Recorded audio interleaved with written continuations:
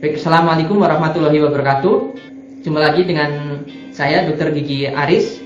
Pada kesempatan kali ini saya akan memaparkan terkait beberapa pertanyaan yang masuk melalui media online yang dari beberapa rekan-rekan menanyakan terkait kesehatan gigi dan mulut.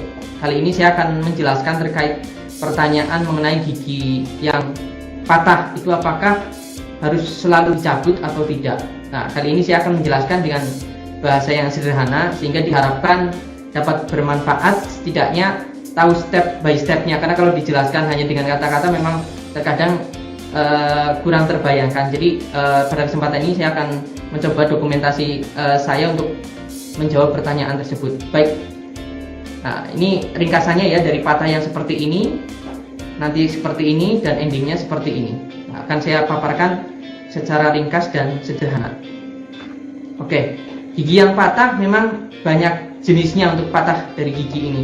Ada yang patah cuma sebagian saja, ataupun di tengah-tengah, ataupun seperti ini ya, sudah mendekati ke gusi. Biasanya kalau patah hanya sedikit, sebagian seperti ini bisa langsung dilakukan penambalan. Nah, kali ini saya akan menjelaskan terkait bagaimana kalau patahnya itu mendekati gusi seperti ini. Ya, kalau dilakukan penambalan nanti di next video saya akan memaparkan terkait hal tersebut. Nah, ini sudah terbuka karena patahnya sudah mendekati gusi, tentunya sudah melibatkan pulpa ataupun bagian di mana itu merupakan ada pembuluh darah dan saraf. Ya, bahkan pada kondisi ini mungkin karena kecelakaan mungkin bisa, ataupun karena awalnya memang sudah ada lubang gigi, kena trauma sehingga patah juga bisa. Nah, tapi kalau ini dibiarkan berlarut-larut akan muncul gambaran seperti ini. Ini yang dinamakan abses. Abses itu adalah suatu infeksi. Jadi beberapa orang gampangannya itu ya mirip-mirip sama bisul sebenarnya, karena ini isinya nanah. Kalau dibiarkan terlalu lama nanti pecah. Dan beberapa pasien mengatakan rasanya asin seperti itu ya. Ini jelas infeksi. Jadi kalau ini tidak ditangani, terjadi infeksi semacam ini ya. Dan tentunya gigi patah ini juga akan berpengaruh terhadap estetik, pengunyahan ya, ataupun pengucapan. Beberapa ucapan yang melibatkan gigi-gigi depan seperti ini pasti akan hilang, seperti huruf T dan huruf-huruf yang lainnya ya.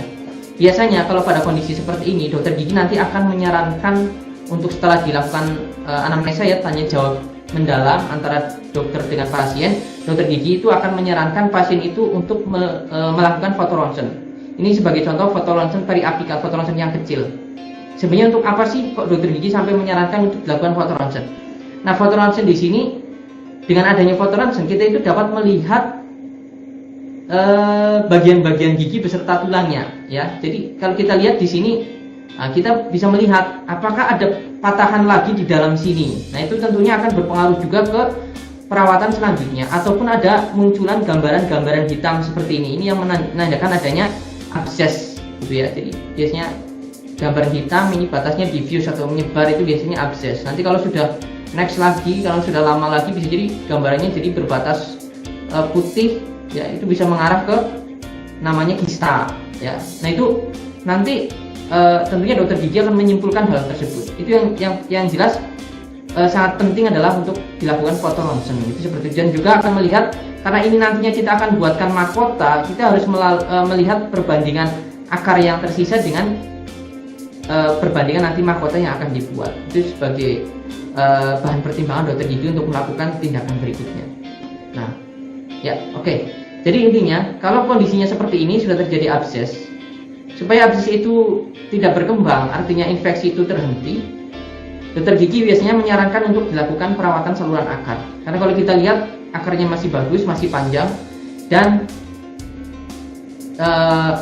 pasien menginginkan untuk dilakukan ataupun mempertahankan kondisi dari gigi ini tanpa dilakukan pencabutan ya. Karena kalau dicabut nanti juga terjadi penyusutan tulang ya, makanya harus segera dibuatkan gigi palsu. Nah, ini pasien masih berharap untuk gigi ini tidak dicabut. Nah, itu dilakukan perawatan saluran akar. Jadi perawatan saluran akar secara singkatnya adalah bagian-bagian yang terinfeksi di gigi ini diambil dan dibersihkan. Tentunya dengan berbagai metode nanti yang dilakukan oleh dokter gigi tersebut ya, dibersihkan, terus dikasih bahan anti kuman juga di sini ya. Setelah minimal untuk kumannya ya, nanti sekarang sudah dibersihkan, tidak ada tanda-tanda ada pembengkakan seperti yang di awal tadi.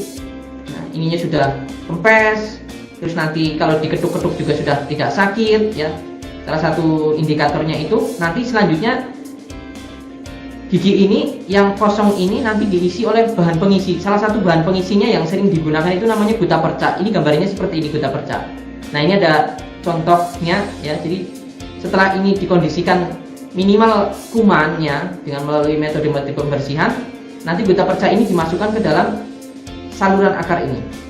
Sehingga setelah dilakukan perawatan saluran akar, gutta perca ini dimasukkan ya, ada bahan sealernya juga. Itu nanti di foto ronsen lagi hasilnya seperti ini. Ini kan terlihat jelas. Jadi di awal itu gambarnya hitam ya, radiolucent. Ini menjadi radiopak, gambarannya putih ya. Nah, itu juga tentunya harus dengan hati-hati dan sesuai prosedur ya, karena nanti tidak boleh ini terlalu ke dalam tulang, juga tidak boleh. Sudah nanti ada alat-alat khusus yang dikondisikan ataupun dipersiapkan untuk perawatan saluran akar yang baik. Next. Nah, ini selanjutnya setelah dilakukan perawatan saluran akar, karena gigi ini sisanya tinggal sedikit, otomatis kalau dilakukan penambalan biasa, gigi ini bahan tambal tersebut akan lepas. Karena apa? Ikatan antara bahan tambal dengan giginya tidak kuat, sehingga diperlukan pasak. Nah, pasak ini fungsinya ya gampangnya dijadikan sebagai tonggak ya, untuk nantinya gigi itu mahkotanya itu dilemkan di situ, kan otomatis harus ada pegangannya. Nah, pasak ini ada beberapa macam. Ada pasak yang dari fiber, ada yang dari logam. Yang kebetulan yang ada di gambar ini adalah pasak yang dari fiber ya. Jadi setelah perawatan saluran akarnya tadi sudah berhasil dan melalui kontrol, untuk selanjutnya dilakukan pemasangan pasak fiber. Nanti dilemkan di sini, terus ini dikasih core build up, jadi dikasih bahan, bisa komposit ya, bahan yang untuk menutupi pasak ini. Nah, ini contohnya seperti ini ya. Jadi setelah nanti sudah dikasih pasak di core build up, dia dikasih lapisan gigi ini, kemudian dipreparasi. Artinya apa? Dikecilkan ya. Tentunya sudah tidak sakit, karena gigi ini sebenarnya giginya sudah non vital, karena tadi sudah ada ciri-cirinya, ada pembengkakan, kemudian sudah terlalu lama gigi ini terpapar, di sini sudah non vital ya. Jadi dikecilkan. Setelah dikecilkan kan di dalamnya sudah ada pasaknya. Nah, otomatis nanti selanjutnya adalah dokter gigi itu melakukan pencetakan ya, untuk selanjutnya dikirim ke laboratorium ya, proses lab dental ya. Nah, lab dental ini tentunya juga sudah disesuaikan dengan warna giginya untuk mahkota, untuk selanjutnya dibuatkan mahkota ya. Warna giginya sudah disesuaikan, misal A1, A2, A3 ya, sehingga nantinya tidak terjadi step antara gigi yang asli dengan crown atau jaket atau mahkota buatan yang nantinya dilemkan di sini ya.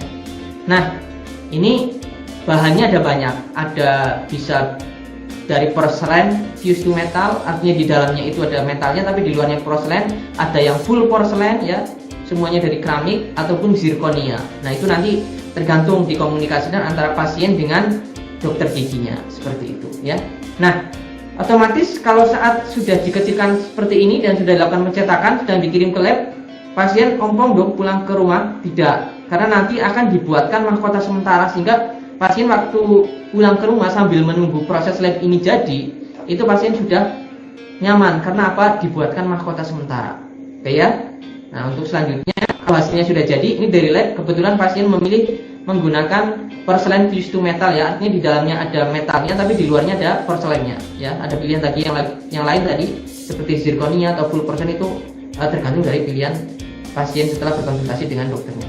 Nah, ini adalah mahkota yang nantinya akan dilemkan ke gigi yang tinggal sedikit yang sudah dikasih fiber itu tadi yang sudah dibentuk ya. Ini saya foto dari beberapa sisi, semoga dapat membantu pemahaman terkait dengan mahkota, atau sering disebut ada nyebutnya mahkota jaket ya, jaket crown, itu seperti ini ya.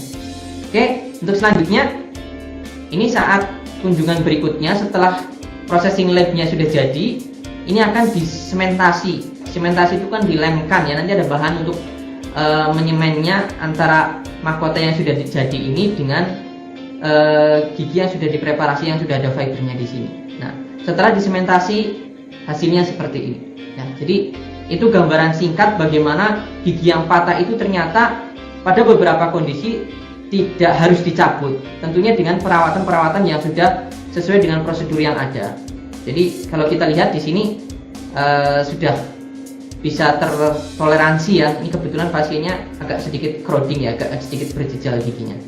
Nah ini seperti ini kondisinya ya. Jadi nanti setelah disementasi pasien kembali nyaman, baik secara estetik ya, pengunyahan, pengucapan. Nah, jadi kembali ke posisi awal lagi, semoga bisa lebih maksimal lagi untuk fungsi dari gigi ini ya, apalagi di gigi depan.